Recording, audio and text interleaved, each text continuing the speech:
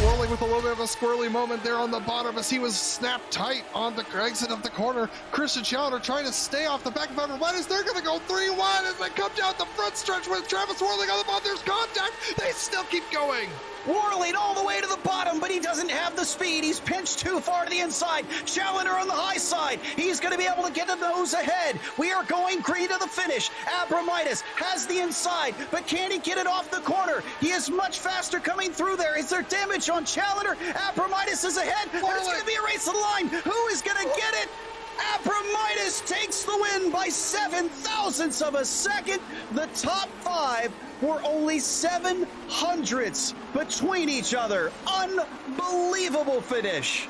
Pulling up ahead, but it's going to be 3 wide as they head down to turn 1. Look at that. That's Ian Haycox making the move for the lead on the inside. They're almost 4 wide behind him. That's Reed Miller who gets into the back of everybody. He cleans out Yuko Leskala. Unbelievable. Haycox with a move that saved his bacon.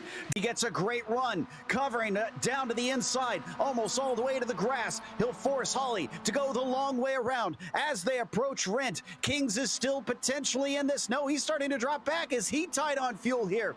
As Holly tries to go around, he might have the speed to do it if he can just challenge him down to the line. He is a little bit wide. Now Kings is coming back. They are running out of fuel. It's going to be Kings who goes from 3rd to 1st at the final run. Oh, this is a bad place to catch him. He's going to be able to get through 1. That's some distance. That is the buffer that he needs. I think that's going to do it for Guven. All he needs to be is fast off the final corner. It goes. He spins it. The final corner. Vico's going to win off the final turn and beat Guven, who led this entire race.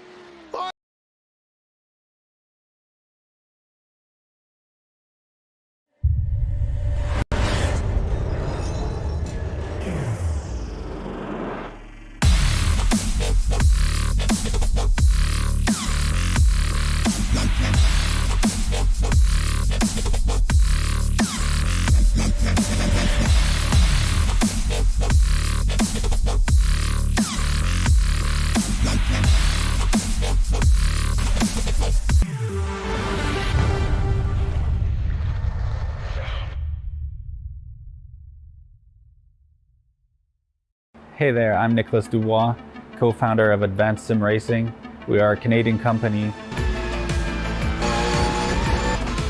So what we did here today is for a real petrol head. He's really passionate about cars, as you can see behind me. We did a turnkey solution for him based on his needs. We try to gather as much information as we can on our client. And like we did today, we install a D-Box system. We install ultra-wide cube control steering wheel. We try to provide the best quality for your budget.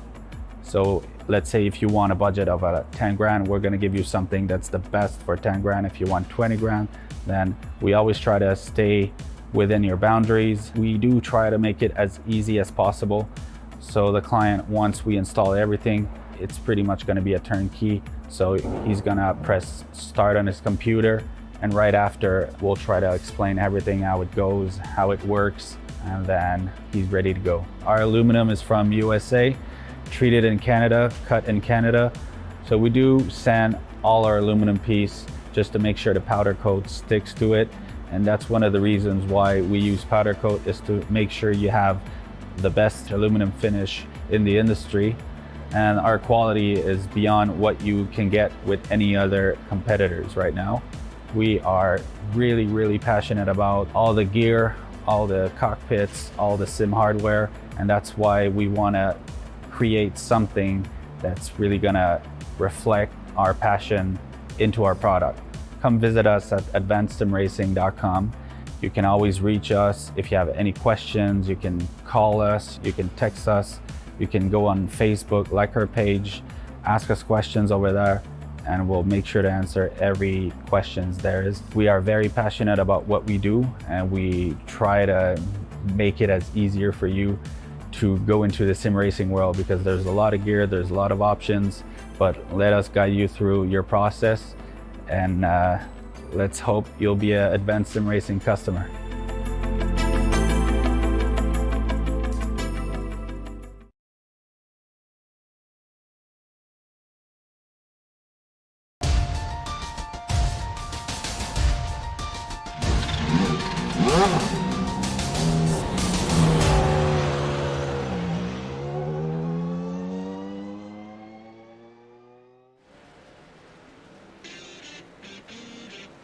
Some drivers in this series will be welcoming a break from short tracks as we head to our first super speedway round of the season.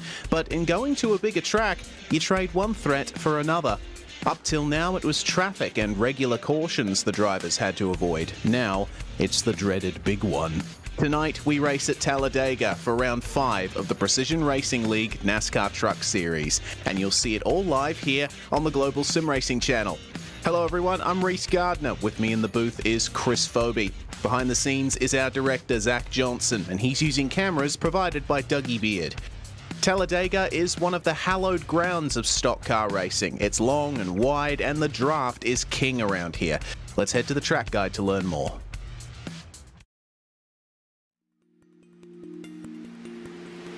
Welcome to Talladega Superspeedway. Not satisfied with his incredible accomplishments with Daytona, Bill France Sr. plucked up a plot of land in Alabama east of Birmingham and had one goal: make it faster. At 2.66 miles and with 33 degrees of banking, he succeeded. Not only is the banking steeper and the lap longer than Daytona, but the track itself is wider as well. As you'd expect, this makes for one of the most unique styles of racing motorsports has ever seen. The slipstream allows drivers to stay with one another so easily that it becomes less about the speeds each driver can reach and more about the strategy of racing in a pack. Bump drafting is a technique in which the car behind actually pushes the car in front so that both are able to reach higher speeds. And side drafting is another in which the drivers use the air off the sides of their cars to slow their opponents down.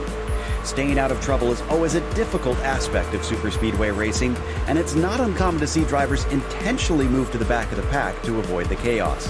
In fact, the high speeds make large wrecks so hard to avoid that the term "the big one" has become commonplace to refer to the almost inevitable multi-car pileups the circuit is known for. Also, entering pit lane is its own skill, which requires practice in order to slow the car up as quickly and safely as possible. Keeping the car clean and in contention is the main goal for much of the event.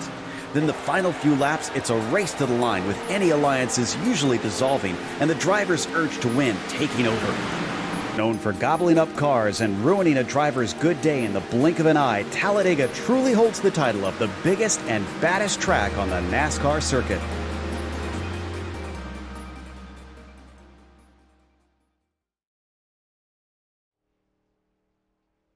Well, Chris, as the safer barrier says, this is Talladega. What a track, what a bit of history around here, and always potential for some excellent slipstreaming pack racing, especially in the trucks. Yeah, Talladega is the quintessential super speedway, 2.66 miles, as you can see on your screen. And a lot of this is going to be go fast and turn left. Don't look for them to be on the brakes very much because, well, usually at that point you're getting ran over.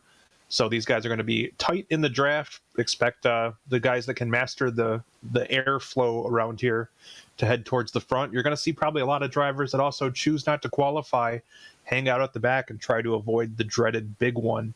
This is a pretty smooth surface, so it doesn't eat away at the tires very much.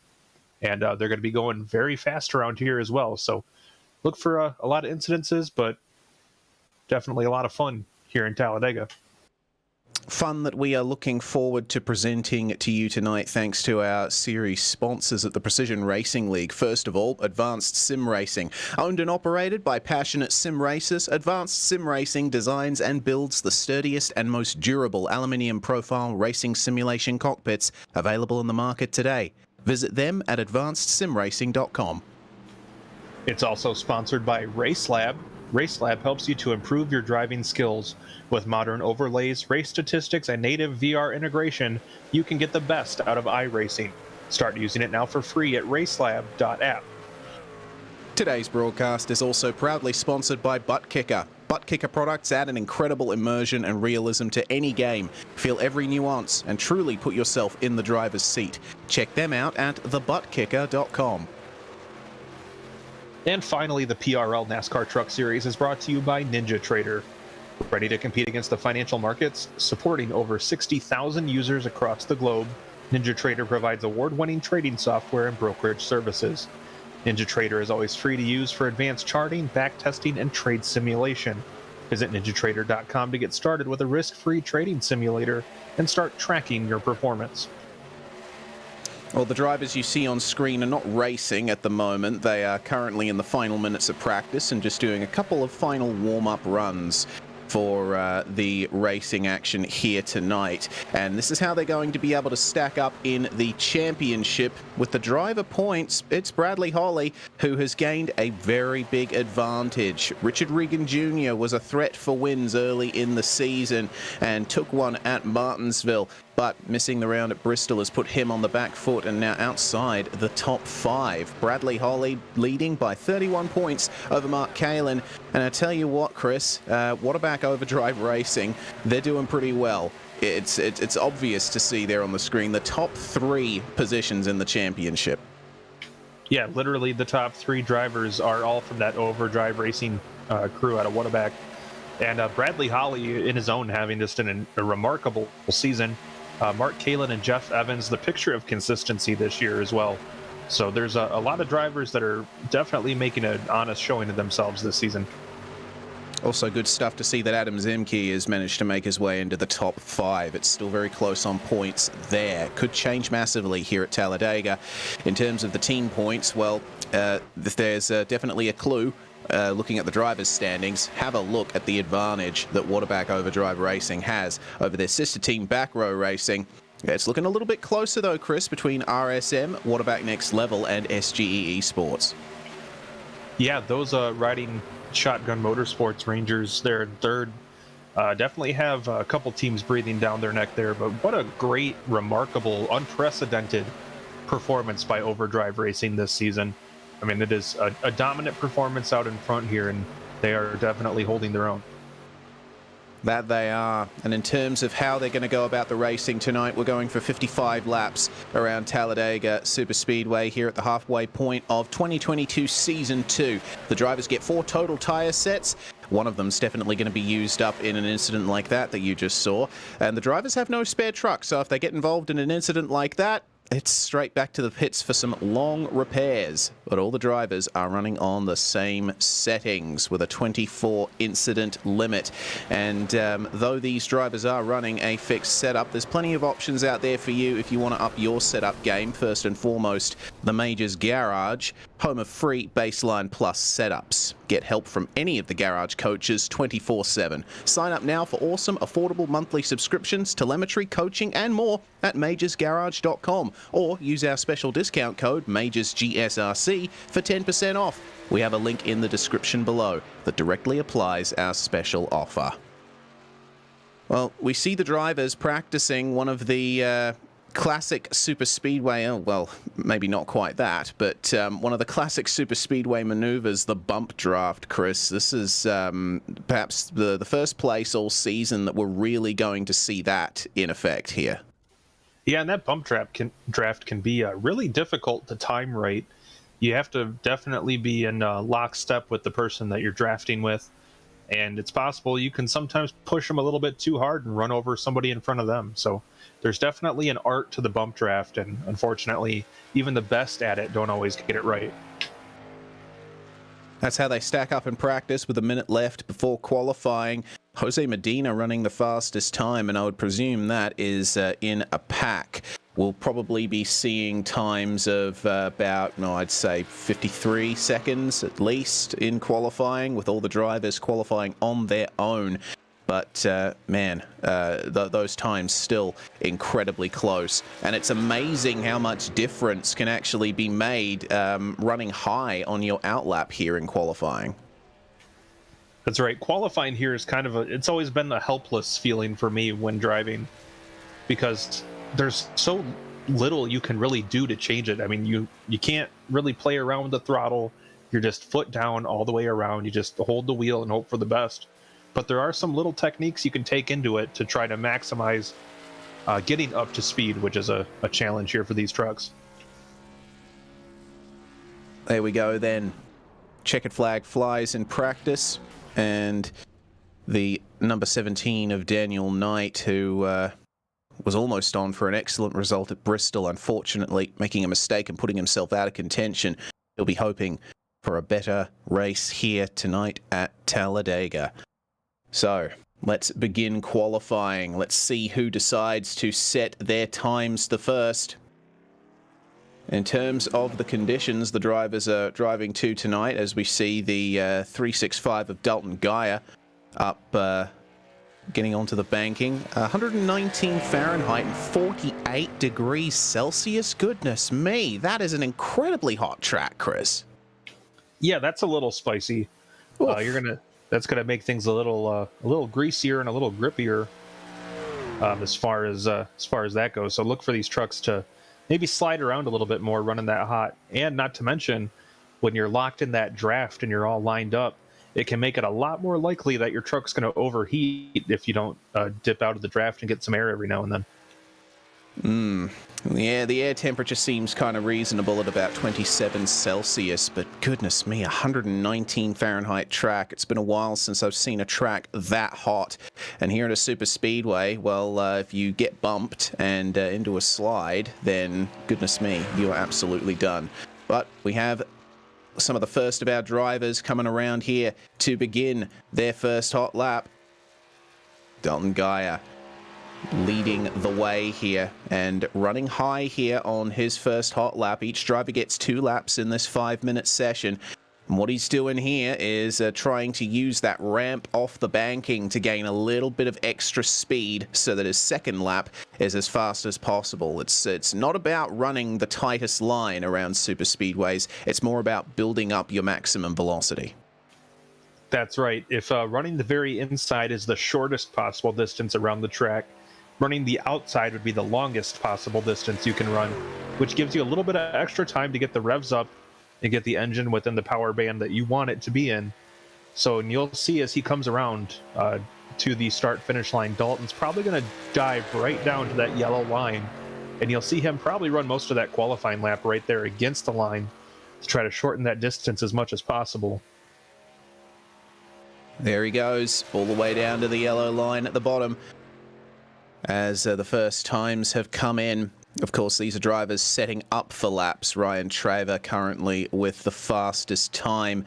Dalton sticking to the middle of the road here, down the back straight, where there's about 3 degrees of banking. There's 33 degrees of banking in the turns. And some of these drivers are only going to be able to run 1 lap, considering how long the lap is here at Talladega. Times just under a minute in length. If certain drivers don't leave the pits now, they are not going to get any times in at all. So let's see what Dalton Geyer can do then. First fast time we'll see.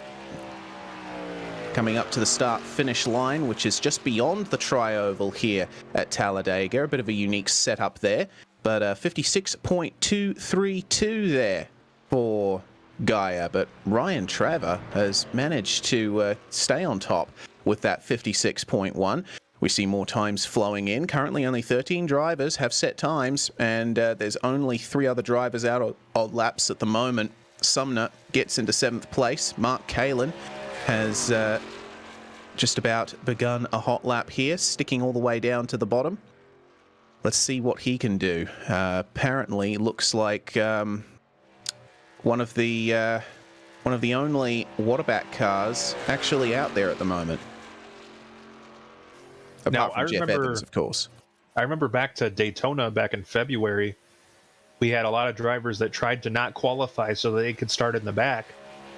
And then so many of them decided not to qualify that a lot of the guys that had the higher I rating that elected not to qualify ended up starting right in the thick of things in the middle of the field. And with only 16 drivers that have shown up on the track so far, we could see that play out again here today. Could indeed. It's an interesting strategy here. I guess with the pack racing that super speedways often provide, if you start towards the back, it's not going to be much of a disadvantage, and it's often a well-accepted strategy in sim racing that you don't qualify for super speedway races, as Ricky Barbary puts himself into the 16th and final qualifying time position, 56.3 for him. Looks like there's just under 3/10 here separating our drivers who have set times, as there's only 5 seconds left in the session. So it's looking like just over half of our field have actually set times here. This could make things very interesting here in the Precision Racing League NASCAR Truck Series. Once again, round 5 of 10 at Talladega, and Ryan Traver is going to start on pole position alongside Jeff Evans. Mike Witt and Danny Cervantes are going to share the second row with Jose Medina and Mark Kalin in 5th and 6th. Clayton Montgomery and Richard Regan Jr. are 7th and 8th, and the top 10 rounded out by Charles Sumner and Adam Zemke. Just outside of the top 10 is Dalton Geyer, followed by Brendan Chatley outside of row number 6. Then it's Barron Hilton and Skip Gandy in row number 7. Our last drivers to a time in for this are going to be Mike Richter in 15th and Ricky Barbary in 16th. Then the rest of the field is going to be set by iRating. So Bradley Holly, our points leader, going to start 17th over Daniel Knight in 18th. 19th is Colton Lane, and then Jim Westerfield completes your top 20. Starting out at 21st is going to be Adam Shane alongside Thomas Sink. Dustin Griffiths and Adam Young are going to start 23rd and 24th.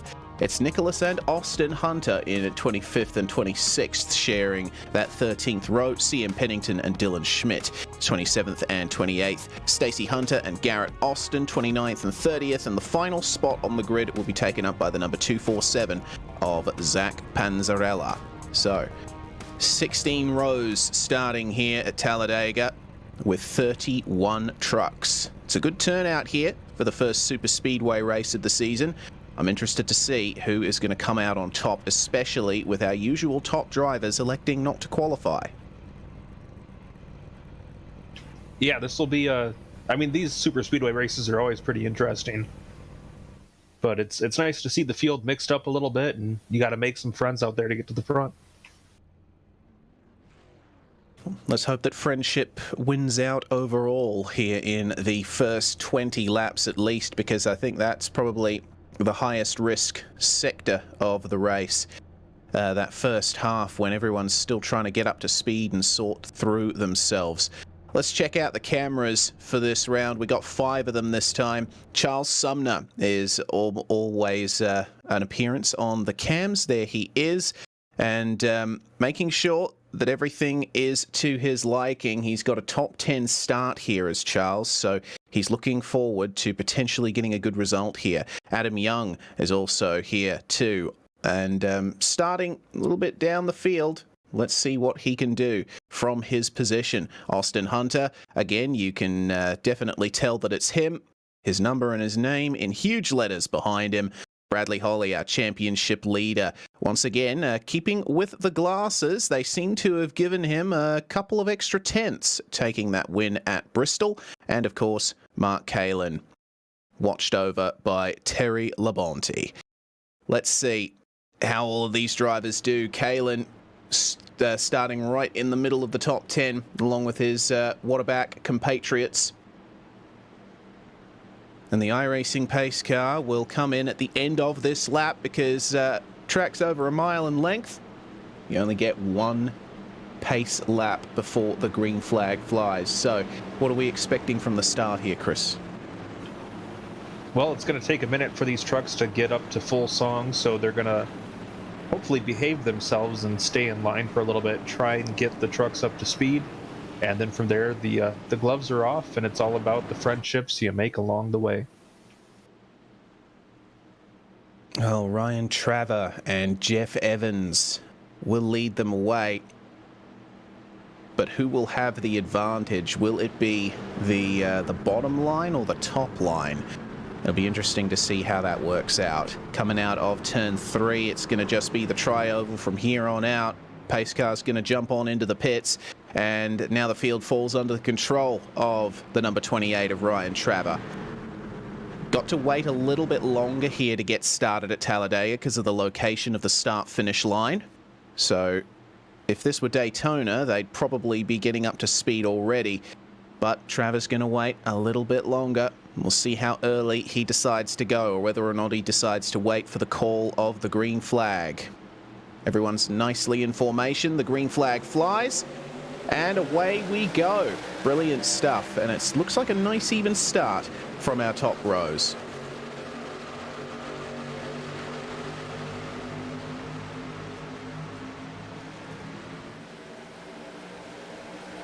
Ryan Traver does get a slight advantage on the way into turn 1. We'll see what happens on the exit though. The top line has a bit more of a ramp down onto the back stretch, and it does seem a little bit of extra momentum there for Jeff Evans and Danny Cervantes.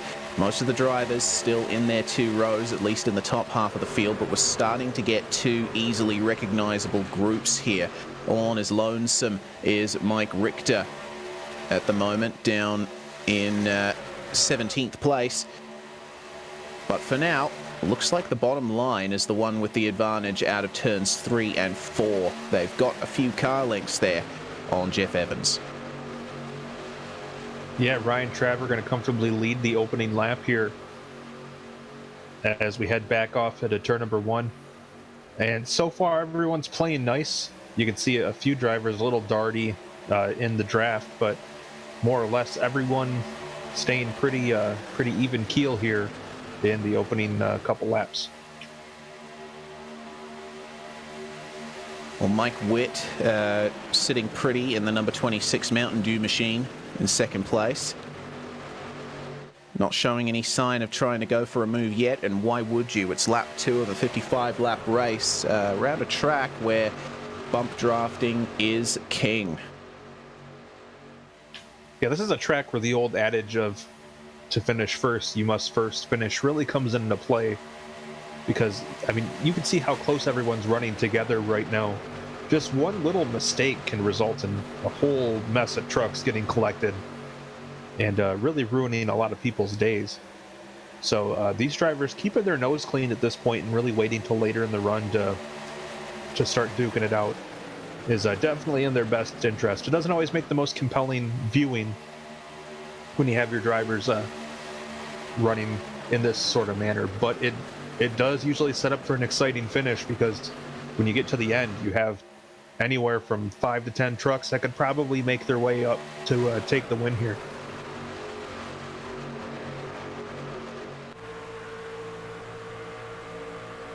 Riding on board in the middle of the field here with Bradley Holly. He's managed to work his way up just a little bit. No, actually, he hasn't. He's lost 4 positions from where he started. Currently down in 22nd. This opening stanza hasn't quite worked out for him, and you see that single line that's formed here in the midfield. Those top cars, they are certainly making that double line work well for them. But Bradley's just going to have to wait here, I think. Still early days, and Bradley, we know, is the kind of driver who plans ahead and keeps an eye out for those long runs. Yeah, if there's anyone that knows how to play the long game here, it's Bradley Holly. He did a great job managing strategy the last few weeks on the short tracks, but this is a whole nother game, but one that we've seen him be successful at before. Got Jim Westerfield and Mike Richter in front of him. Here's Charles Sumner right in the midst of that top 10. And this is a very stressful position to be in. You see the focus in Sumner's eyes. The fact that you not only have to deal with driving your car, making sure that you ease it through the turns as well as possible, but you also got to keep an eye out in front, to your right, and behind. You're surrounded on all 3 sides. Yeah, and one thing that you can't really understand until you've experienced it is when you get in the draft like that, like, it looks like you're just holding the wheel straight. Like, that's all you're doing is just playing follow the leader. But in reality, there are a lot of different forces that are pushing on your wheel, trying to send you all around. The air definitely affects the way the truck moves, not to mention the little nuances of the racing surface, and it's a whole different challenge just trying to keep the truck pointed straight that people don't really realize. So while it looks like they're all just running in a line right now, you can bet yourself that all of those trucks are probably, to some extent, a handful to keep under control. You also got to think about, well, you know, bump drafting is certainly a thing at some tracks, but in circumstances like this, when you have a little buffer between yourself and the drivers in front of you, drivers like Mark Kalin here will be breathing the throttle occasionally to avoid gaining too much speed. Maybe they'll be giving the brakes a little bit of a tap as well just to keep themselves in line. Because you might see it in rookie officials where drivers just go, oh, draft, all right, fine, I'm just going to take the lead 3 wide. But these guys are more experienced than that. They know that it's all about surviving until the last 5 laps, and making sure that you're in that position to start with is the first step. Yeah, I can recall doing my my first super speedway race. It was at the old Daytona, which does have a pretty rough and bumpy surface, but man, I remember the first time I got out there and got up to speed, and all of a sudden the wheel's trying to pull itself out of my hands. I was like, all right, I'm just going to go race street stocks at USA again.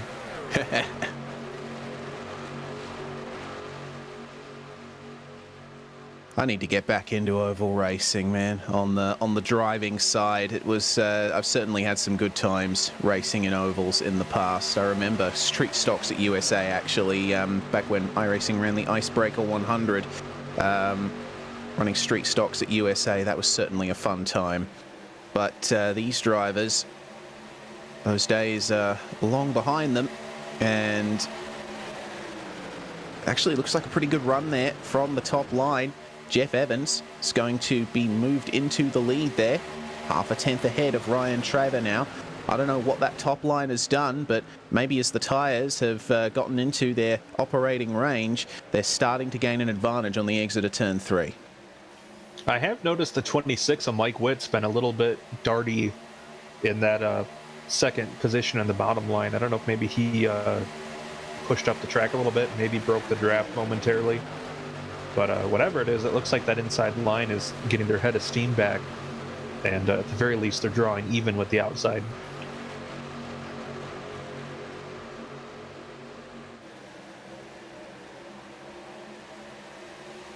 Looks like the top 3 on the bottom just breaking away a little bit there through the turns, but the draft advantage gains there from Clayton Montgomery. But we're starting to see a big statement here from Brendan Chatley in the number 59. You can't miss him. He's trying to make it 3 wide now, and he's starting to lead a train of drivers who will be going for the lead themselves, forcing that former top line to go to the middle.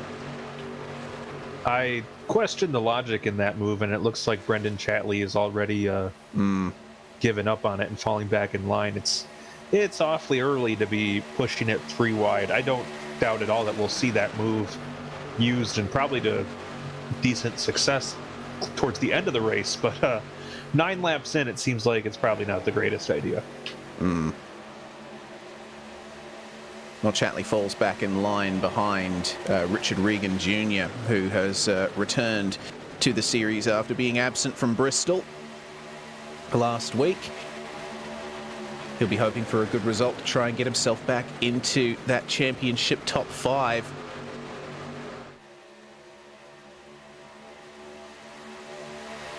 He's done quite well, has Regan, despite an extended absence from the PRL NASCAR Truck Series. Coming back in style and getting a podium at COTA, taking the win at Martinsville. It's been a good run for him, and still quite a bit of the season to go.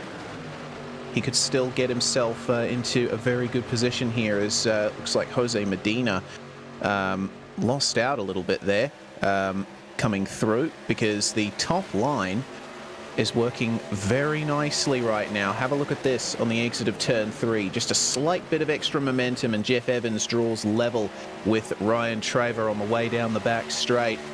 But it seems that most of the drivers have decided now, well, we'll go for that bottom line. I'm seeing something like 2/3 of the field at least down there.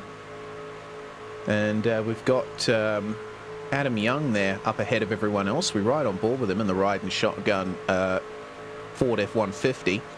This is going to be interesting here. Not too sure what's happened to Adam. He's really fallen off the back of everybody. Righto. It looks like he'll be going high and letting everybody through. Yeah, not too sure on that move. I don't know if maybe Adam lost the draft there early on, or what happened, but yeah, it would appear that he is letting the field by.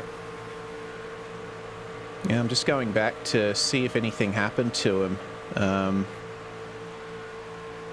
Whether or not he started from the pits or whatever.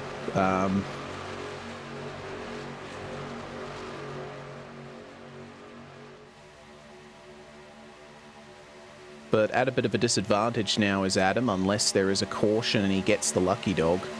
Yeah, it looks like he started from the pits. Well, that'll definitely be a disadvantage. At least early on. Some drivers will elect to start from the pits at super speedway races just to avoid the potential of a big one early on. Oh, goodness me, have a look at that move all the way up to the top. Ricky Barbary, currently solo rider, and there goes Jeff Evans, cuts down to the bottom. There's some big changes going on here for the lead of the race. Evans deciding now the bottom line is where he wants to be. No, he's going to switch back up to the top. Have a look at that run from Ryan Traver through the tri-oval. It looks like Evans is still ahead though, and Ricky Barbary is joined up there by Brendan Chatley once again, as well as Colton Lane. Well, apparently Danny Cervantes is having abandonment issues as he now tries to take over the lead from Jeff Evans, who left him high and dry there. No draft now for Danny Cervantes, but he is getting a little bit of a push there with a little air cushion from Mark Kalin. It turns into a bump draft, and that is a great run from the top line. Cervantes and Kalin move down, and now we'll see what Richard Regan can do, towing along Chatley, Lane, and Barbary. These are the only drivers now, these four, that are on the top line. Yeah, I was going to say, I do question the wiseness of allowing Richard Regan to get to the head of the line. He is very good at these super speedways, and he's another one of those drivers that can do a really great job of managing his race. So I don't know if you're going to want him to be within striking distance of the front of the field, but Brendan Chatley, after dipping his toe in the water trying that outside line, now finds himself second in line in what's the outside line, and now Chatley once again peeks to the outside of Regan, and he's got a few people to come along with him. Maybe Richard Regan going to be sent through the middle now. Yeah, looks like it. Getting a little swamped here as Chatley moves to the front of what is now the middle line, and Barbary is all on his lonesome there up top. Not going to be getting any help from those guys. So this is a proper push now from the likes of the 59 and the 60 to try and overtake these Waterback drivers who are currently at the top. And have a look at the run that they have down the front stretch through the tri-oval into turn one. Fantastic pace there from Barbary, Lane, and Mr. Regan Jr. This is turning into an interesting race here in the early stages. Yeah, Brendan Chatley and Colton Lane have been working together tremendously well here in this race. It seems like these two can get linked up, and I mean, they tested making it 3 wide for a second, and that didn't quite work out, but ever since then, these two have been in lockstep with each other, and it seems like every time they want to make a move, it is working now. Always good to have a buddy system in super speedway racing. Evidently, Colton Lane and Brendan Chatley are quite friendly with each other, at least in this race.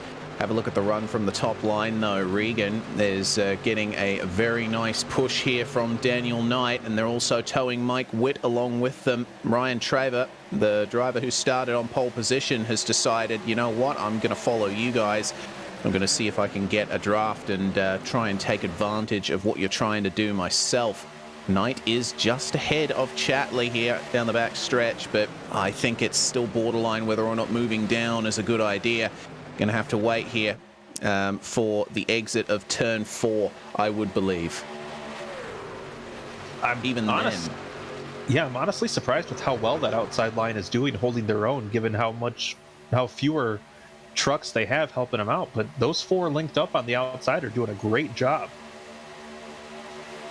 Yeah, for sure. This is working out great. So, number I guess 56. Make it 3 of them now. Yeah, there we go. Regan moves down to the bottom, and now Daniel Knight is the one in the lead of the race. And Mr. Traver has taken good advantage of all of this. He is going to move up into third potentially. Let's see when these guys decide to move down. They look pretty comfortable there in the middle, but Mike Witt just smooths his way down to the bottom, and there we go. The top three are now Daniel Knight, Mike Witt, and Ryan Traver. It seems like in this top group there's only one car who's decided to make it too wide, and that's Skip Gandy, who's down in 9th place. But if you look towards the rear of the field, oh, hello, Ryan Traver going up to the top again, gets blocked here by Daniel Knight. Going to try and keep these positions as well as they can, but it looks like they're starting to break away now from the rest of the field. They'll catch up pretty quickly though with the draft here. I am seeing though towards the back of the field there is a concerted attempt by a couple of the Waterback guys and a few other drivers as well to try and make up some positions. Bradley Holly and Thomas Sink are way down in the field at the moment, as is Austin Hunter. Holly and Sink are down in 27th and 28th now. You see them there in the bottom right as we look at the number 15 of Mike Richter. This is an interesting position for these guys to be in. They're likely waiting here for a potential caution, potential pit stops, and that's where they'll make their moves towards the front. Yeah, these two don't usually hang out at the back very long, so definitely biding their time here, looking for the right moment to either take it pit side or possibly start trying to attack to work their way up. But definitely a deliberate move here, I would think, on the 184 and the 48's behalf.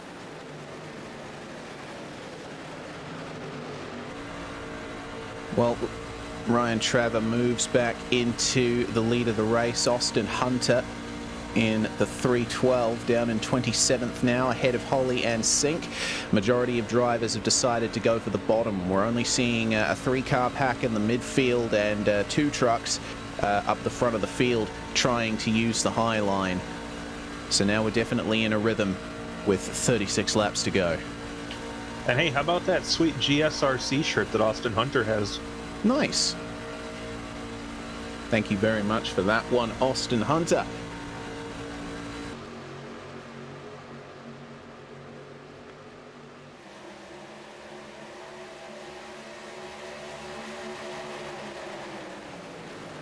You know, I think I need to hit up our online store and get some new swag for the summer. I need to get a couple of things for the winter down here in Australia. Oh, that's right. You guys are in the upside down there. We are indeed. No snow, unfortunately, apart from one location in my state, which is like a 2-hour drive away. All right, let's see then. Ryan Traver back into the lead of the race, and Skip Gandy and Ricky Barbary leading the charge here on the top line. Let's see what they can do. Pretty good momentum coming down the front stretch and through the tri-oval. But I think they're going to need a couple more drivers to hop up there with them if they really want to take advantage of this. That said, the run off turn 3 has been pretty good for the top line so far, and have a look at the momentum that they're carrying. Yeah, that was a huge run off of turn 2 heading down the back straightaway. Gandy looked like he was momentarily out in front.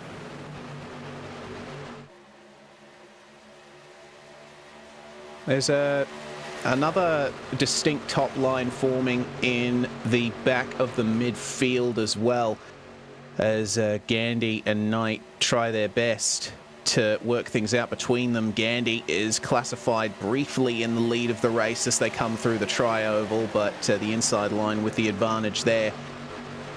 This is an interesting proposal that these guys are running. Oh, take it easy, take it easy. Traver moving up just a little bit there into turn 1, almost made contact with Gandy. Gandy's going to get a big old push here from Ricky Barbary. Will they be able to move into the lead? Let's see then. This is where the chaos is going to start, potentially. It really looked like for a moment there that the 17 of Daniel Knight was looking to abandon the 28 of Traver. But Traver did such an effective job making that truck as wide as possible. Knight didn't have any choice but to stay in the draft.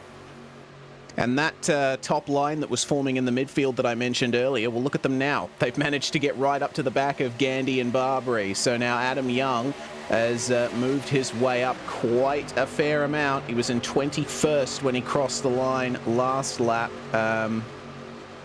Actually, no.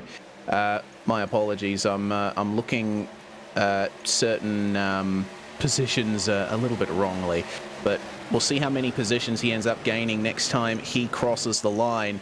These guys now right in the midst of it. And down to the bottom goes Gandy and Barbary. Now we're in the top 2 positions. Adam Young doesn't have that draft anymore and might end up losing a little bit of pace here.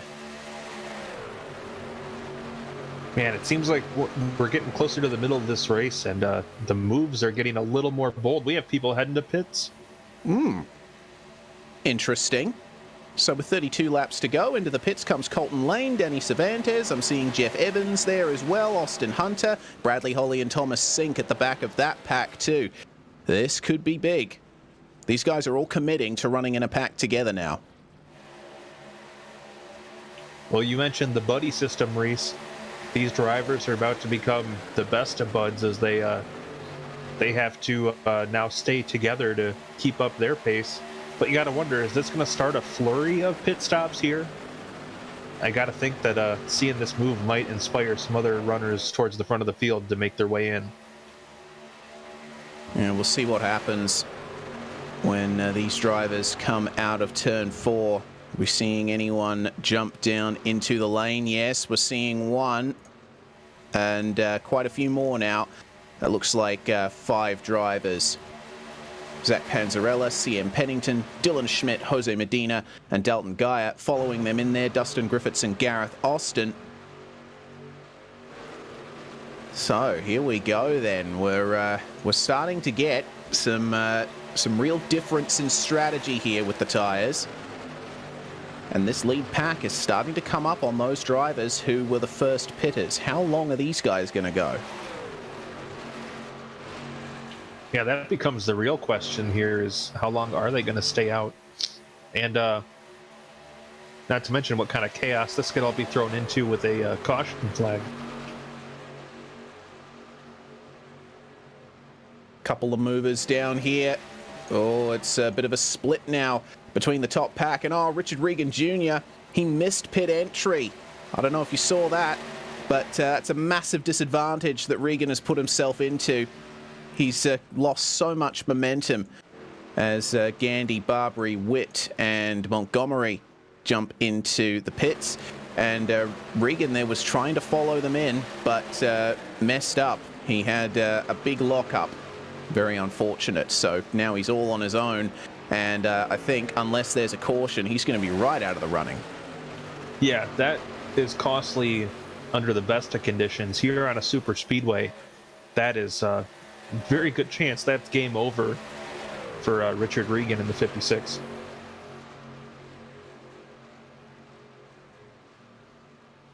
And in come most of the lead pack. So Trevor in along with Daniel Knight, Adam Young, Stacey Hunter, and Adam Shane. Well, we're seeing quite a bit of difference here in strategy in the Precision Racing League NASCAR Truck Series as Charles Sumner moves into the lead. Colton Lane leading this pack, the first of those pitters. How are things going to work out?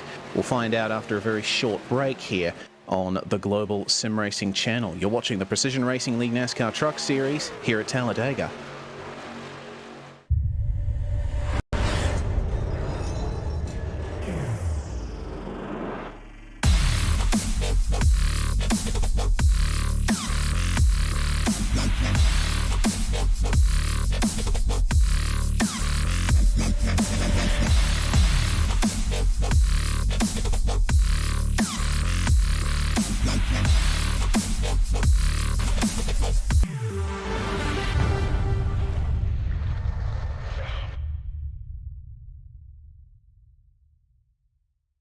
Hey there, I'm Nicholas Dubois, co-founder of Advanced Sim Racing.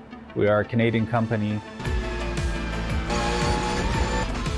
So what we did here today is for a real petrol head. He's really passionate about cars, as you can see behind me. We did a turnkey solution for him based on his needs. We try to gather as much information as we can on our client, and like we did today, we install a D-box system, we install ultra-wide cube control steering wheel. We try to provide the best quality for your budget. So let's say if you want a budget of 10 grand, we're gonna give you something that's the best for 10 grand. If you want 20 grand, then we always try to stay within your boundaries. We do try to make it as easy as possible. So the client, once we install everything, it's pretty much gonna be a turnkey. So he's gonna press start on his computer, and right after we'll try to explain everything, how it goes, how it works, and then he's ready to go. Our aluminum is from USA, treated in Canada, cut in Canada. So we do sand all our aluminum piece just to make sure the powder coat sticks to it. And that's one of the reasons why we use powder coat, is to make sure you have the best aluminum finish in the industry. And our quality is beyond what you can get with any other competitors right now. We are really, really passionate about all the gear, all the cockpits, all the sim hardware, and that's why we want to create something that's really gonna reflect our passion into our product. Come visit us at advancedsimracing.com. You can always reach us if you have any questions. You can call us, you can text us, you can go on Facebook, like our page, ask us questions over there, and we'll make sure to answer every questions there is. We are very passionate about what we do, and we try to make it as easier for you to go into the sim racing world, because there's a lot of gear, there's a lot of options, but let us guide you through your process, and let's hope you'll be an Advanced Sim Racing customer.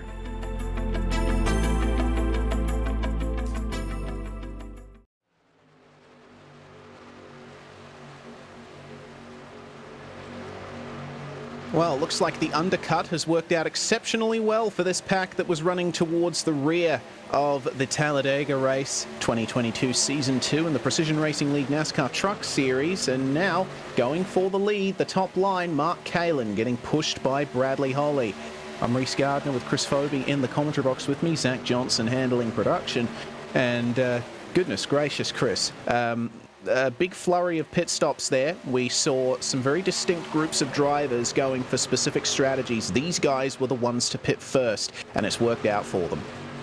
It sure has. We mentioned Bradley Holly was running back near the 27th, 28th position at one point.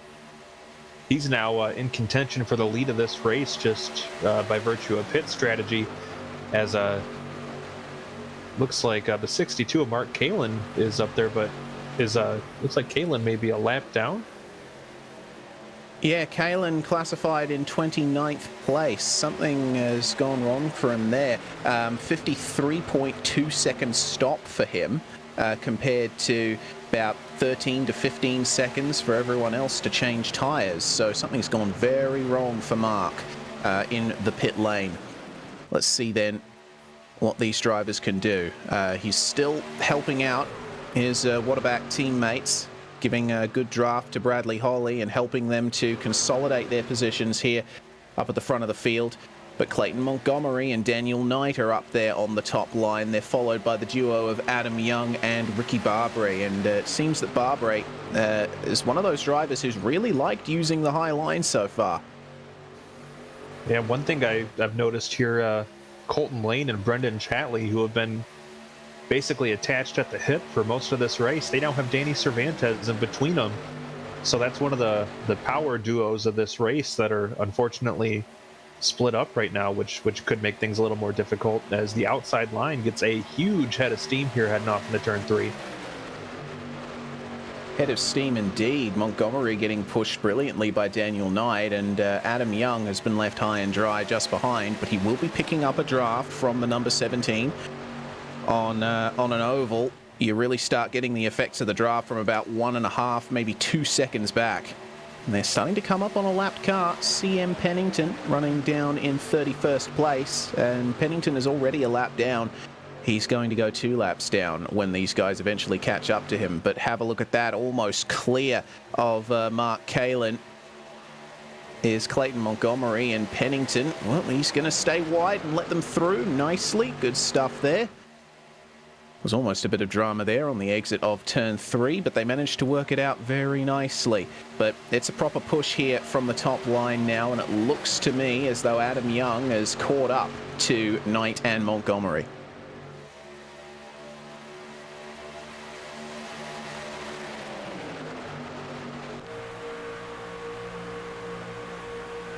Well, a very cool shot hanging out the window. And you can see just how much darting around these trucks do. As we run here in Talladega, you can see a lot of just little movements. I mean, even watching the Adam Young's hands there, he is constantly putting some kind of input into that steering wheel. Just little bits of the corrections here and there, just from the force of the air coming over that truck and making the handling a little more difficult. There's also little micro bumps coming through the turns here at Talladega. It's a pretty old surface on the iRacing service, so always got to keep an eye out there. Doesn't stop you from occasionally going one-handed on the wheel to take care of a few other things. Yeah, you think about, our sponsor ButtKicker and their product. I imagine you get one of those and you race the old pre-2018 Daytona model. I think it would rattle your fillings out. I'll probably need a sick bag.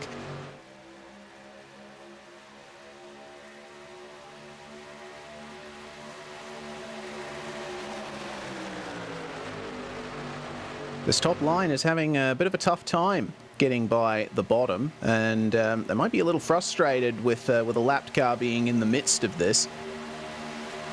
It's not quite allowing Montgomery to move properly into the lead. I think if Kalen wasn't there, then Montgomery would certainly have a chance to dive in below Bradley Holly. But as it stands, getting his run stymied a little as we have now coming up to 19 laps to go at Talladega. And as long as he stays out in front like this, Kalen is technically on the lead lap. So if we were to get another caution, he'd have the benefit of being able to drive around and tag onto the back of the field. So Kalen has a pretty vested interest in wanting to stay up front. I mean, he's not going to be able to drive away and gain positions the traditional way, but staying up like this, not to mention he could catch a caution luckily, or at a lucky time at least, and be able to tag back onto the back of the field. So Kalen's got a lot of interest in staying up front besides just helping out those behind him. This group has a pretty massive advantage when it comes to lap time. The pack behind them is running times about 0.7 of a second slower. Mike Richter in 12th position is the next car behind this group and ran a 52.8 on the last lap. He's just coming across the line. I'll check his lap time now. 53.0. Yeah, 53 seconds is the times that the group behind is setting. Meanwhile, these guys are running 52.1s. So if you're not in that front group like these guys, as these guys are not, I think certainly a massive disadvantage. And these guys were the ones who, well, there's a few drivers in here who pitted at the same time as the likes of Bradley Holly, Colton Lane, Danny Cervantes, etc. But they've gotten mixed up here with a few of the drivers who decided to pit a few laps later. And the way things have worked out in the pits, it looks like unless there's a caution, these guys are going to be fighting for the minor positions.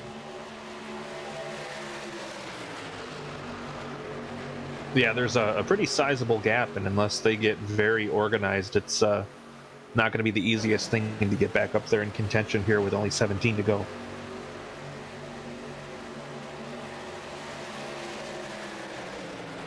Starting to get to crunch time here at Talladega.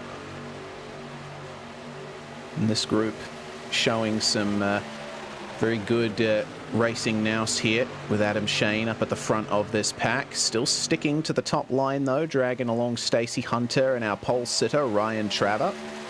Down on the inside, it looks like Mike Richter getting a good run, getting pushed by Austin Hunter. Oh, here we go then. Our first caution of the race. Oh my goodness, that's involved Thomas Sink. That's an incident in the front pack. Yeah. Austin Hunter there too. There's looks like Clayton Montgomery as well. Oh goodness, and Montgomery was one of the drivers challenging for the lead. We're going to have to dissect this one. Oh, that was no good. Oh, you know what? Championship leader Bradley Holly was involved in this as well. Oh, this is going to be one heck of a replay. Holly was able to somewhat recover it, but he did get into the wall. Turns out, looks like there was contact between Knight and Montgomery. You just saw it there. A little bit of rubbing in the rear bumper that sent Montgomery down into Holly, and then it was just chaos from there. Well, that is an event that's going to have some major implications as far as our championship drivers go. I believe that was like 2 of your top 3 drivers in the point standings that got caught up in that. Yeah, wow. Oh, and Montgomery getting some big air there. Bradley Holly forced into the wall. He's going to have some aerodynamic damage now. And doubtful whether or not he'll still be able to fight for the lead. Let's check out the top view here. So look at Knight and Montgomery up on the top line. You see the bumpers rub and Montgomery comes down into Holly, and from that point, well, it looked like there was maybe a little bit of contact that was exaggerated slightly, and they had to end up recovering that. So ultimately, 4 or 5 cars involved. It wasn't as bad as it could have been, but these guys, smoking engines, that's them out, unfortunately. Boy, that pace car wasted 0 time getting out onto the track. Absolutely. It was fantastic to see that the iRacing pace car AI is right on it. Oh dear, got a driver overshooting their pit box ahead of Bradley Holly here, who's taking repairs, and no doubt fresh tyres for one final run here in the last 15 laps of the race. Ryan Trevor's in, Danny Cervantes is in. We've also got Montgomery, Kalen, Regan, Sumner, Zemke, Hilton, Bradley Holly, of course, Daniel Knight and Thomas Sink. They will be in there for big repairs. I'm not too sure if Sink will make it to the end of the race. Nicholas Hunter, certainly not. He has actually towed back to the pit lane, it seems. So I think we won't see the 109 back when the caution ends, but all of this has promoted Colton Lane up to the lead of the race. Jeff Evans and Skip Gandy complete your top 3. Most positions gained so far belongs to Stacey Hunter in 7th place, up 22. Stacey Hunter's been a winner at the Super Speedway before as well, so wouldn't surprise me to see Stacey get up there and possibly snag a win. But this caution has really shaken things up. All of our big name drivers that were running towards the front of the field are at the very best relegated towards the back. Some of them probably going to be sitting out the rest of this race. So this will be this could see us with a new face in victory lane here this season, Reese. Certainly could. This is going to be a very interesting finish. Montgomery, Holly, Knight, and Sink are still in the lane. They've all been in there over a minute and a half now. So, that's such a shame. As you said, they're the usual drivers we'd expect up the top of the field, but for a little bit of bumper-to-bumper contact, we could have been looking at a very different race.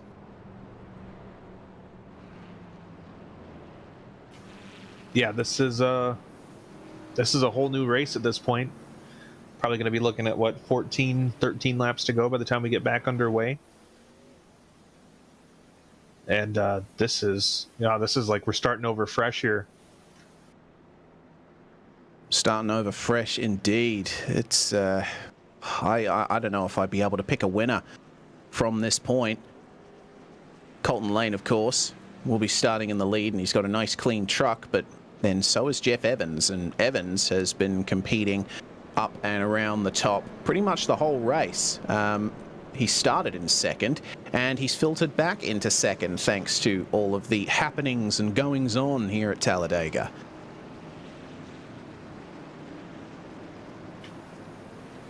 Well, lights are off on the pace car, so we're going to be going green next time. And, so we shall. Yeah, I honestly, I'm completely lost as to what I'm expecting to happen at this point. I mean, this whole thing has just been turned on its head in one caution.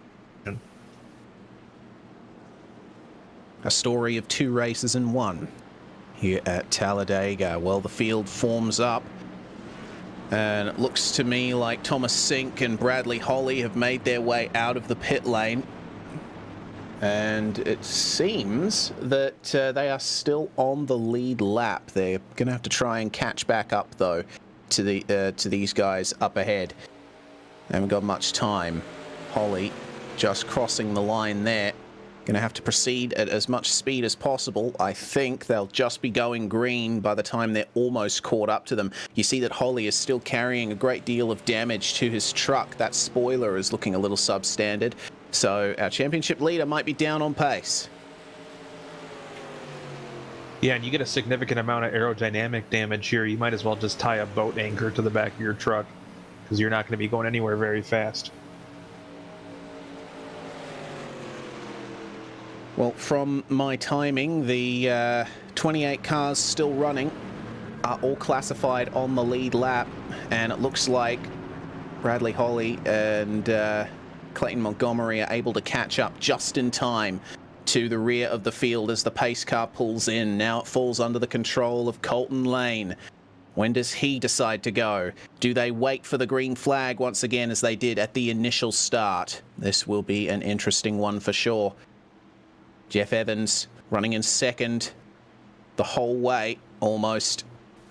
He is probably the driver we'd think is most likely to take victory based on that. But anything and everything can happen at a super speedway. The green flag flies and we are away. That's a good jump from Colton Lane. Very good initial throttle application. Kind of took Skip Gandy by surprise. Jeff Evans might filter down to the bottom here. Yes, he will. He saw the gap and decided, yes, I'm going to consolidate this, keep myself in second. Mike Richter all alone up there on the top, in the top 4. If he lifts a little and filters down, as he just does, and he'll put himself back in contention. But there's a top line that has formed already. Jim Westerfield leading the way, but Westerfield is going to filter down to the bottom and leave Danny Cervantes to lead the charge. He's pulling along Richard Regan Jr., Adam Zemke, Charles Sumner, Brendan Chatley, and Dustin Griffiths.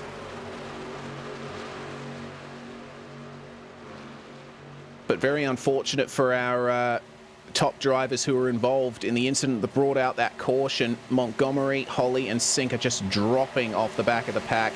They're barely touching 250 kilometers an hour. I suppose you'll be able to do the miles per hour conversion in your own time, but my goodness, they are completely off the back of this. And have a look. It's going 3 wide in the mid-pack. That's Adam Zemke up the top. Mike Richter probably doesn't know quite where to go. He's going to filter in front of Zemke here, make it back to 2 lines, at least in that section, because we're seeing drivers at the back of this pack really start making runs.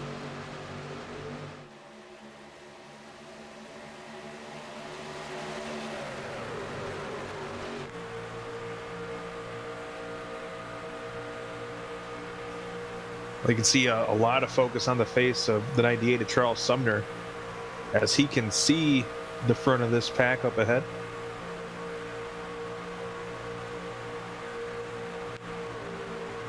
"12 laps to go, 11 now. And oh goodness, Sumner, he's stuck in the middle here. There's a proper top line that is formed now. Mike Richter falling back just a little bit, but Brendan Chatley says, you know what? I'm going to use this. I'm going to make a run for the lead. Cervantes leads the way. Colton Lane has lost it. Richard Regan Jr. moves up into second. Sumner's got some clear room there on his right-hand side. Let's see what this top line or middle line can do with Skip Gandy trying to hold on desperately to a position in the top 5.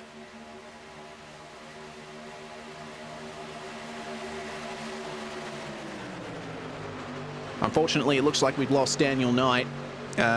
Engine blown, getting repairs. Oh, goodness. Oh, goodness. That is a huge smash. Had a truck airborne. And looks like Jim Westerfield wedged into the wall. Looks well, like... is that Brendan Chatley down there? Yes, it is. And there was a huge checkup actually that started all of this. I'm not too sure what went on. It looks like Adam Zemke and Skip Gandy, there was a little bit of bumper-to-bumper contact between them. That forced a checkup. Sumner had to lift. And then, unfortunately, Mark Kalin and Jim Westerfield were concertinaed right into the back of him. You'll get another view of it here, focusing on Sumner. There's the contact between Gandy and Zemke, and that's where the checkup happened. Oh, goodness. Wow, one of the trucks just got completely wiped out of existence there. Yes, the turns 1 and 2 black hole outside of Talladega. Well, another view of it. And this is what happened to Brendan Chatley. Man, there was nowhere for him to go. That's a shame. Mark Kalin got caught up in that as well. Kalin had played the strategy right, had gotten himself back around to tag onto the back of the lead lap, and unfortunately, probably going to be game over for him as well. Here's the view from Sumner. Yeah, there was the lift, the checkup, the hit from behind, and from that point, just chaos.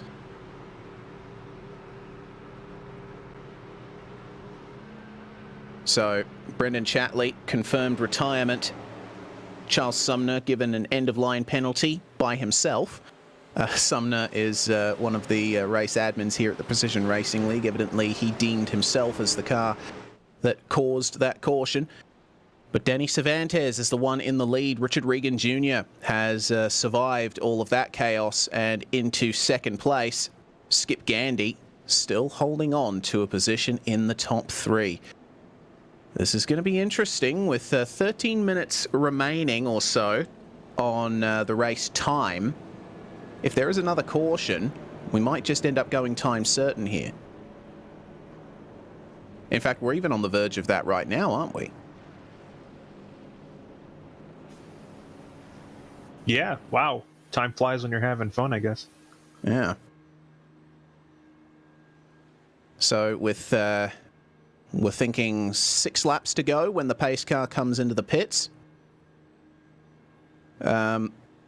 Hearing that if we go green from here, we'll have 7 minutes of running that these drivers will have to do. So if we stay green, then we will have time to get our full race distance in. We've already had a couple of races go time certain this season.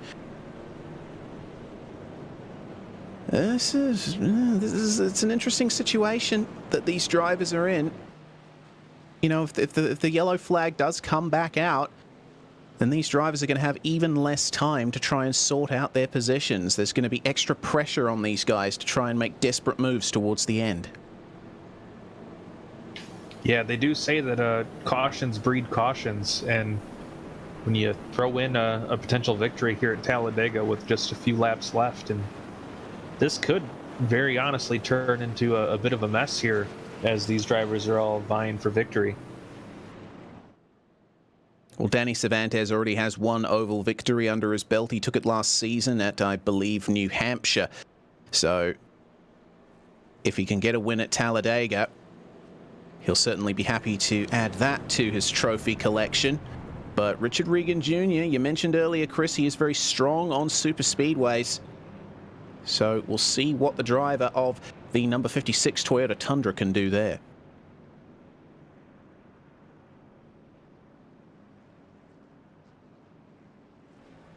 Yeah, it's still a very interesting mix of drivers up towards the front here. And I honestly don't think we're at the end of this race going crazy either. So that's the running order at the moment. Cervantes, Regan, Gandy, your top 3, Lane and Zemke rounding out the top 5. Evans, Hunter, Shane, Hunter and Witt, your top 10 as things stand. Our drivers that were in contention for the top positions in the championship, Bradley Holly, chief among them, down in 23rd position and still carrying heavy damage from that first caution we saw.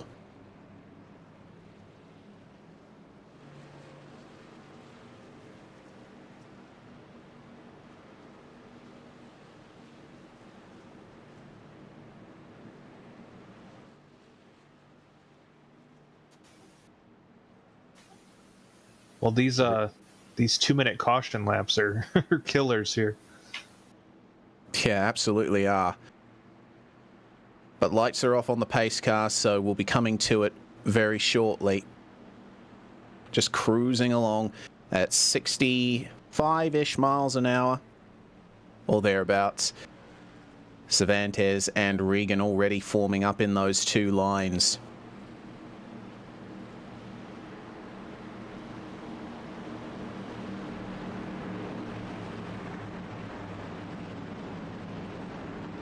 So as we come to what we hope will be the final green flag run of the race, retirements. We have 5 of them. Dustin Griffiths, Jose Medina, Brendan Chatley, Jim Westerfield, and Nicholas Hunter. Very unfortunate for Nicholas. He was unable to make his way past the issues that second caution caused. But now it all falls to Danny Cervantes and Richard Regan Jr. at the front of the field. This is going to be an interesting final few laps at Talladega, coming up to 6 to go as the pace car comes in. Now, they've waited for the green flag on all of the starts so far tonight. I'm thinking it's going to be the same deal here for Danny Cervantes. Even if you get a good jump here on a super speedway, it's not going to help you because you're not going to have anyone helping you in the draft, and everyone behind will be drafting off each other to catch right back up to you. It's all about staying in that pack, playing high-speed chess as the green flag flies. Even start for Cervantes and Regan. It was a slightly better throttle application from Colton Lane. He's going to try and push Regan into the lead here on the outside line as they get up to speed. Oh, take it easy, boys. We've already seen plenty of bumper-to-bumper contact so far. We don't need more of it.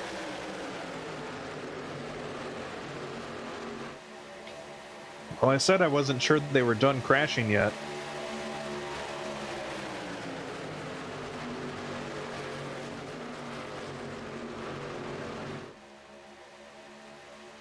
Ooh, Colton Lane getting real risky there on the back bumper of the 56. Yeah, Regan's looking a bit unstable, actually. Some very jerky movements coming out of that Toyota Tundra. But Colton Lane is wasting no time trying to push him to the lead, and already we're seeing a high line form here as they are going 3 wide a bit further back. Adam Shane unable to get much of a run there, and it looks like they're going to have to fall back into line. Bottom line really gaining an advantage there through turns 1 and 2. Yeah, I feel like it's a bit premature for them to be trying that third lane yet. If it were me, I'd wait till maybe 1 or 2 laps to go and try to get a big head of steam built up and kind of catch everybody off guard. But maybe they were just testing the waters there with a couple laps to go, see how it felt. Right now, Cervantes and Regan duking it out at the front of these 2 lines.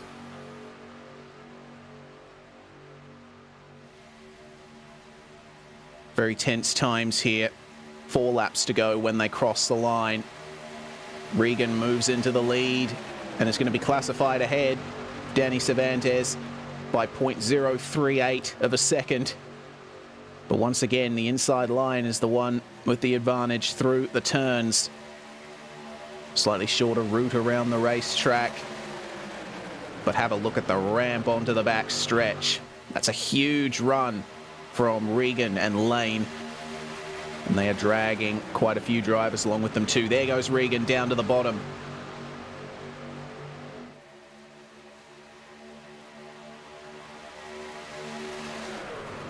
Very aggressive move down to the inside. Now what does Cervantes do from here?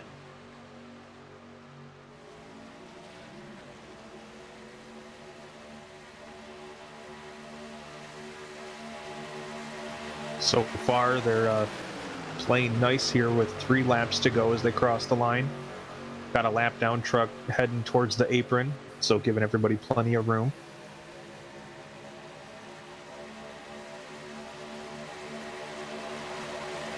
Looks like that's Jose Medina making his way back out onto the racetrack.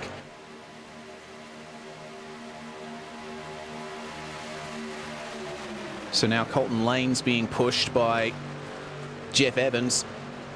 and it's working out okay for them, but we're seeing a top line again being proposed by Adam Shane, but again, it hasn't worked out for him. He's just getting swamped by the drivers who are running a little bit lower. Our pole sitter, Ryan Traver, getting a very good slipstream from that, but it seems like there's not much that they can do at this stage now, with now 2 laps to go.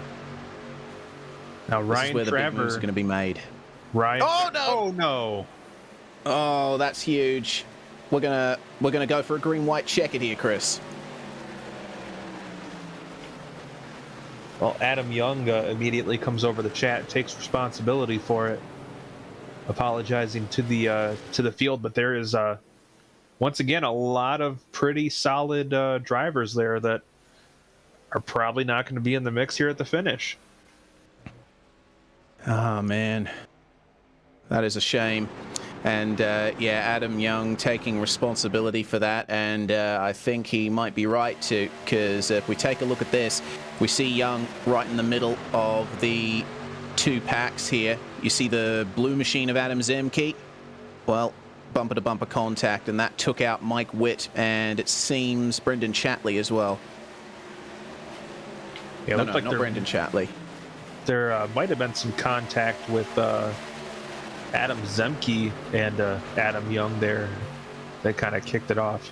You can see Yeah. Young on the outside of Zemke right there, and yeah, Zemke came up a little bit, and that kind of kicked things off here. Sorry, it was Ricky Barbary who was the other truck involved in that. Sorry for my misidentification. But that's completely changed the face of that mid-top 10 battle, with Richard Regan Jr. now classified in the lead. Danny Cervantes and Colton Lane, the rest of your top 3. Skip Gandy's still holding on to a top 5 place, but Jeff Evans lost out a little bit there. Adam Zemke was very lucky to get away with that. It was that coming down into him from Adam Young that ended up kicking off that caution. But Zemke has managed to avoid the worst of it. He's still running in 6th. Yeah, that's a lucky break for him. That definitely could have been worse.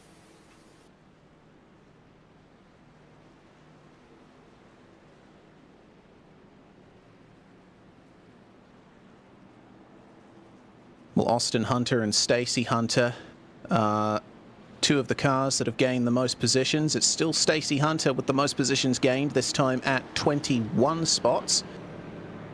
We have a couple of drivers that have gained 19. Austin Hunter in 7th and Zach Panzarella in 12th. I tell you what, starting towards the back of this front pack certainly could be an advantage.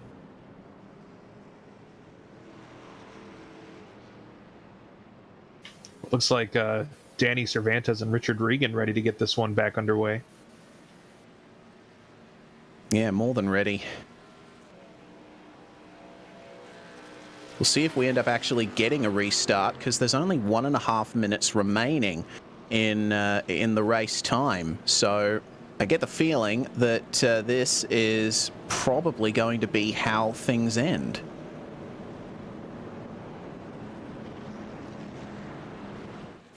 Well, it'd be a little disappointing if that's how we call it after such a pretty fun Talladega race.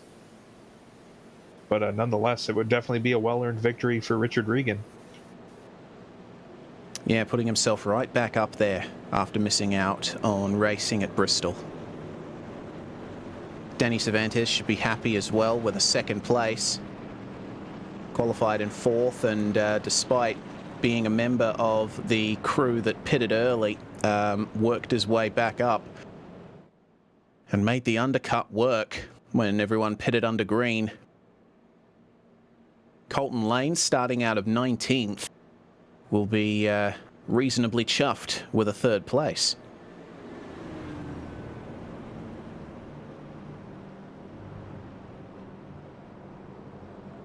So now coming up to 10 seconds remaining on the race time. These races are limited to an hour in length, and it seems that we're going to hit 0 just before they enter the tri-oval, and the line is still a few hundred feet away. So This is now the last lap of the race. And the checkered flag will fly as they come across the line here, finishing under caution at Talladega.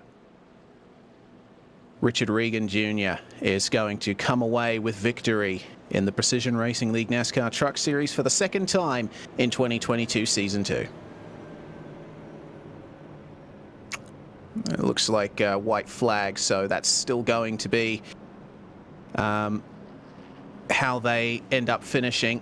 The pace car's lights are off, and well, considering how much these drivers wait to go on the green flag, I don't think there's going to be any changes in position from here, Chris.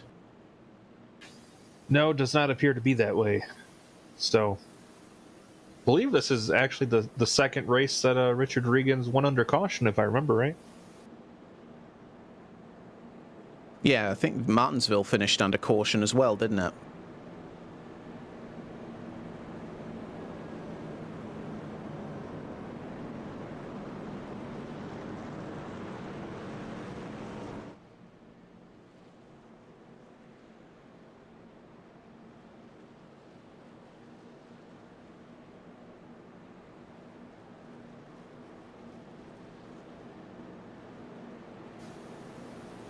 Well, once again, those darn 2-minute caution laps.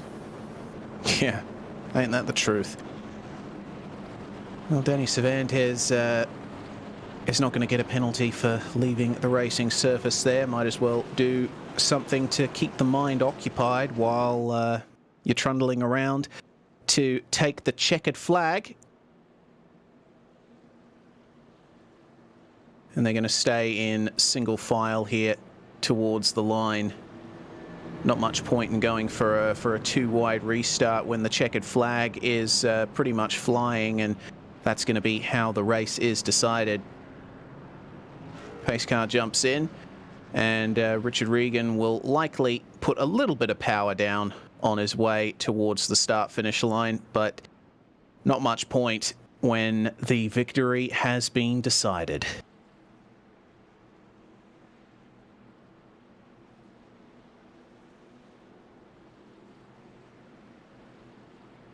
So there we are then as they come through the tri-oval.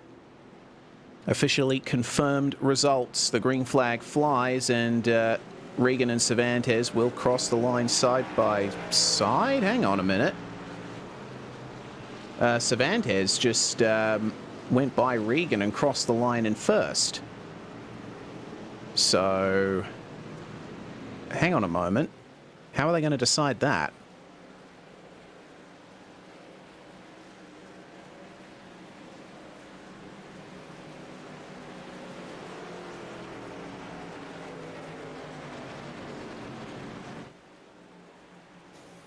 Well,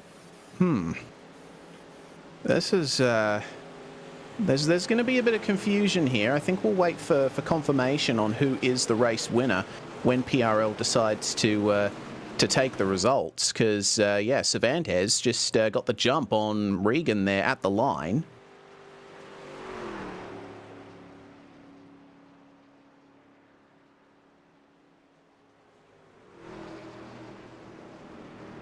Wondering if we even got the checkered. This is interesting. We're finishing. These green-white checkers and the time limits, they always end up confusing us at the end, don't they, Chris? yeah, it's can be a little chaotic.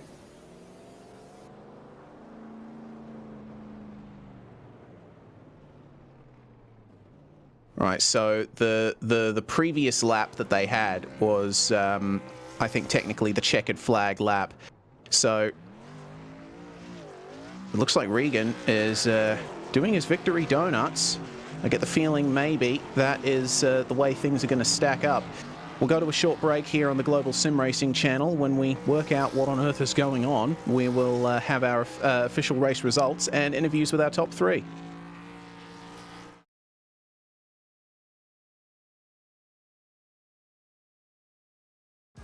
This is iRacing, the world's premier online racing game.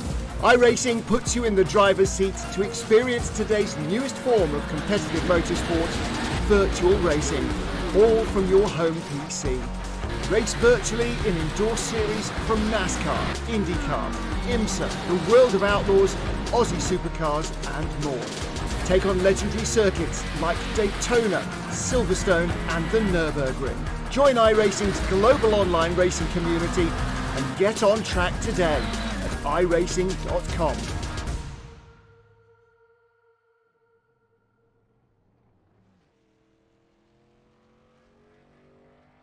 Well, that was definitely an interesting one, Chris. The results of that race, I would presume, would be taken from just before the checkered. So I think our top three would be Richard Regan Jr., Danny Cervantes, and Colton Lane from that one. An interesting race here at Talladega. Yeah, a bit of scoring chaos there at the end, but I would say overall, I think that was a really fun race at Talladega. A lot of great racing, and had a little bit of everything for you. Yeah, we had some very nice long green flag runs there, and definitely green flag pit stops spiced up the action quite a bit. It looks like our race winner is in the interview booth, so we should have a chat to him. Richard Regan Jr. joins us now, and congratulations there, Richard. Talladega, gonna Talladega, it seems.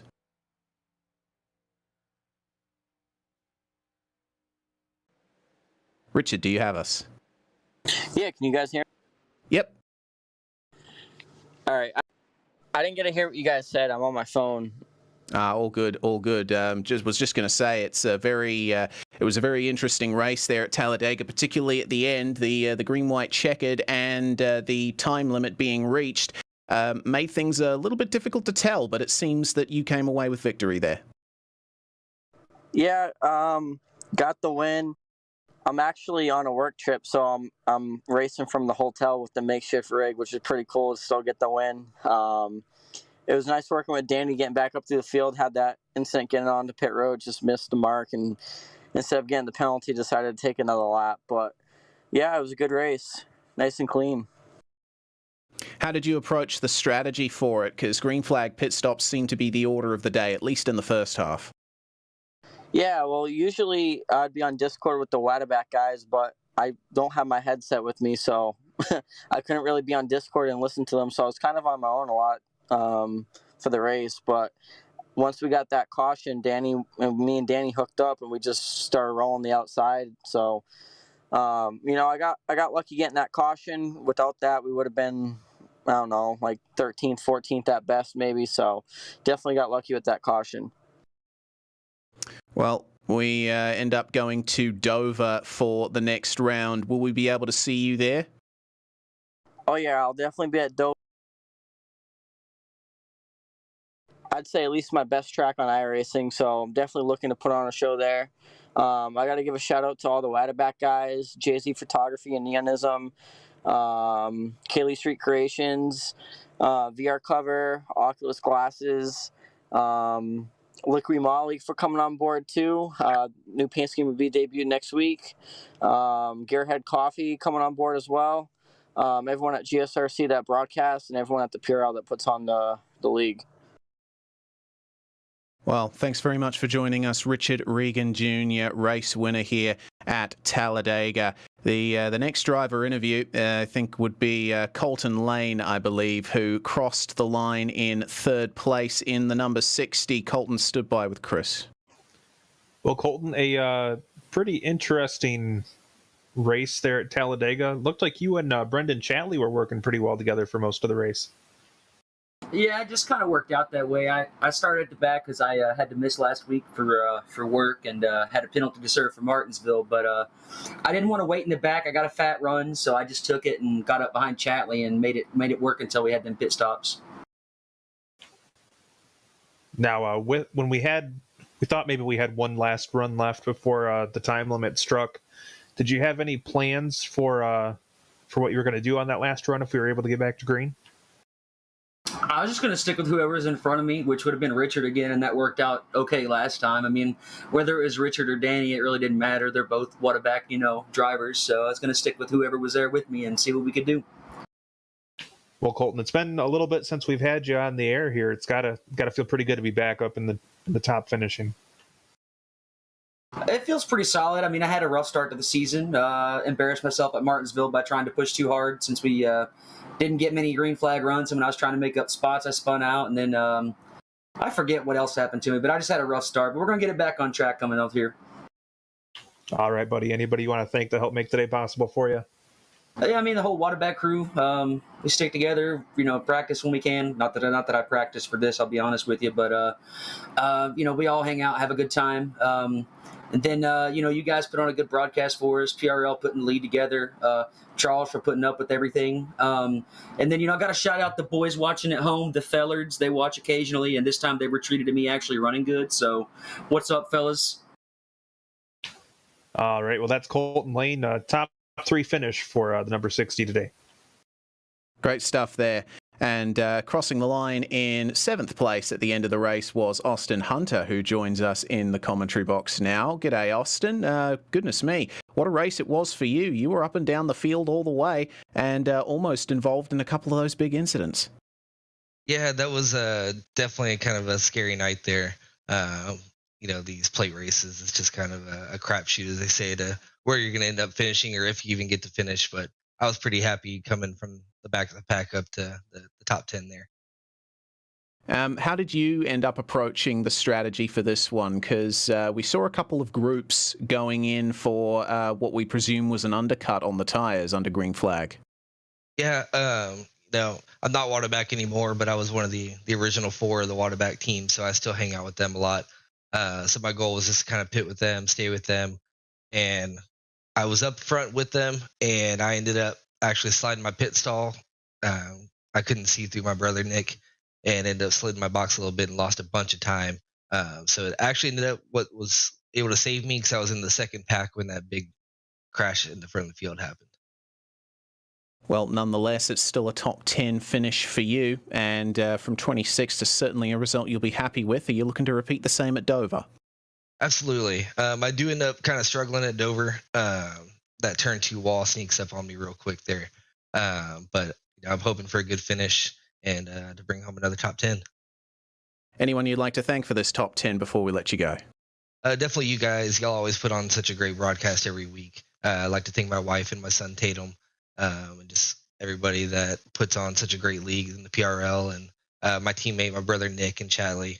We were looking pretty strong there, and it just kind of fell off there at the end, but still such a great night for us. Indeed it was. That's Austin Hunter in car 312, or truck 312, I should say. We're going to keep making that mistake for quite some time. Well, Chris, that is the end of the night. Proceedings are over, and a little bit of a controversial finish, but we'll see how things work out next round at Dover. Yeah, there may be some implications coming up from that, but nonetheless, it was a great race here at Talladega. Dover is always a fun, technically challenging track with a whole different set of challenges, so I'm happy with what we had go on here today and excited to get back at it next week. I'm excited as well. You'll be able to catch Precision Racing League NASCAR Truck Series this time next week on the Global Sim Racing channel. Before we go, one more thanks to our sponsors. First off, the Majors Garage, home of free Baseline Plus setups, 24/7 coaching and more. Head to majorsgarage.com and use our special discount code MajorsGSRC for 10% off. Series sponsors at the Precision Racing League, Advanced Sim Racing. They design and build the sturdiest and most durable aluminium profile racing simulation cockpits available in the market today. Visit them at advancedsimracing.com. RaceLab. It helps you to improve your driving skills. Start using it now for free at racelab.app. ButtKicker. Feel what you've been missing at thebuttkicker.com. And finally, NinjaTrader. Visit ninjatrader.com and get started with a risk-free trading simulator to start tracking your performance. Thanks to the companies that provide the software and hardware for our broadcasts listed here on your screen. Additional thanks to June Lalonde, who provides our wonderful music. Check out her Bandcamp page for more of her great work. Thanks to the team today, Chris, Zach, and Dougie. You can find more info about GSRC at globalsimracingchannel.com or through our social media listed on the screen. Also, please check out our merchandise store at gsrc.storeenvy.com. We keep a link in the description below. Don't forget to subscribe to our YouTube channel as well, so you don't miss a moment here on GSRC. Next race, of course, is Dover, April the 26th at 8:50 p.m. Eastern. And our next broadcast is going to be tomorrow, Thursdays on the PRL with Formula 3 and Ferrari GT3s.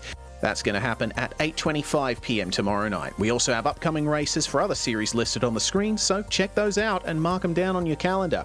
Until next time, race clean, race hard, and we'll see you on the track.